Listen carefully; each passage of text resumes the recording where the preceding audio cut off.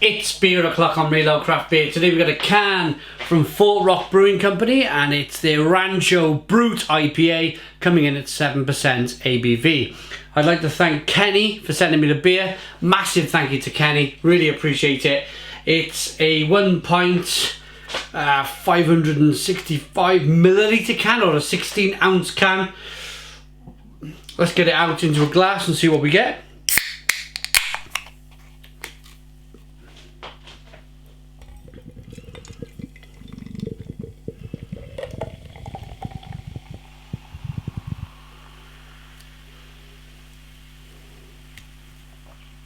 That looks really good. For me, that looks typical of a Brut IPA. I've had 3 or 4 now. I got to like July of 2018 not trying any Brut IPAs, maybe even September, October, without everybody's talking about this style of beer, and I hadn't tried one. And then all of a sudden, it's a bit like a bus. You wait for one bus and then 6 turn up at a time. I was waiting for so long. I think I got to September 2018. It's now December 2018 without trying a Brut IPA. And this is like my 4th or 5th one that I've tried. About to try. But the funny thing was that I actually brewed a Brut IPA in September of 2018 without ever trying one, and that was with Liza Fjord Microbrewery, and it was our Brutal Simon Brut IPA. But enough about that one, let's talk about this one. Looks good, 1 finger white head, slightly hazy, light, almost pale straw coloured beer. As I said, haze, good carbonation, and they've kind of put the Chateau Rancho Brut IPA. I'll get into this in a moment. So maybe they've used champagne yeast in this beer. We'll get to all that information in a moment. But aroma.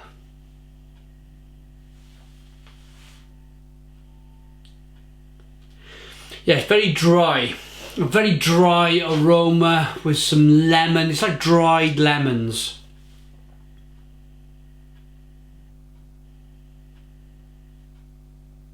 Dried orange peels, spicy, peppery, grapefruity. 7%. Let's dive in. Thank you, Kenny. Cheers.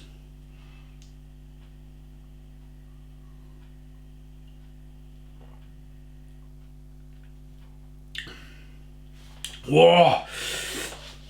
Wow, whoa, whoa. Really, really dry, really almost like mouth sapping dryness of the beer. It's exactly, if you were to take a giant mouthful of champagne would do exactly the same thing. It would sap all of your saliva away. But then at the same time, your saliva glands are like pumping like crazy to fill your mouth with saliva to kind of get over that dryness of the beer. It's a nice style. It really is a nice style. It's a style that I'm still getting used to. It's a style that I will be perfectly honest with you. I will stand here and say that I still don't quite understand it.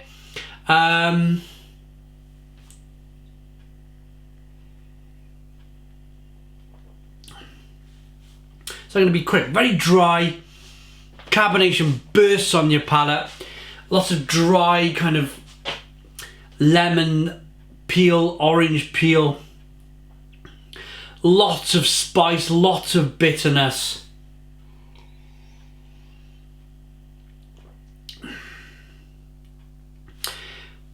But it's still somehow really juicy. It's a really juicy style of beer.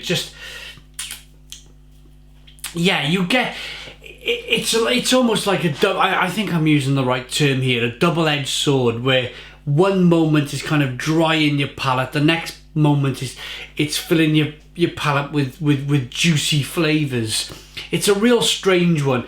It's a mind bender of a beer. You've really got to think about what's going on with the beer.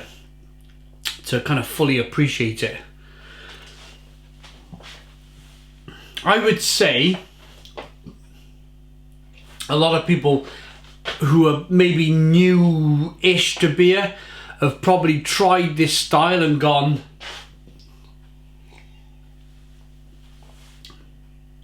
ooh, that's not for me. Straight away, it's not for me. There's something quite unusual about it.